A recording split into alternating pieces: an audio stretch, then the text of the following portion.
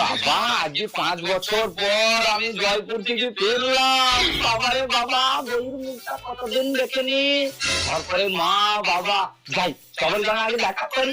বাবারে বাবারে বাবারে বাবা। মা, ও মা, কই গো?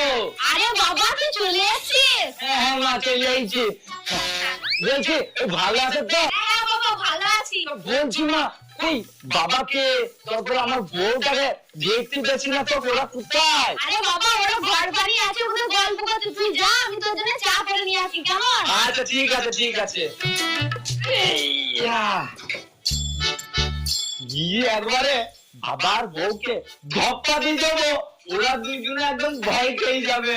যাই, ওই ঘরে তো নয়, ওই ঘরেই আছে। ধপ্পা!